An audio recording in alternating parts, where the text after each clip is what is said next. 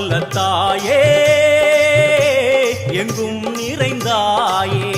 உன் திருநாமமே இங்கு பல கோடியே அதில் எதை சொல்லி நான் அழைப்பேனோ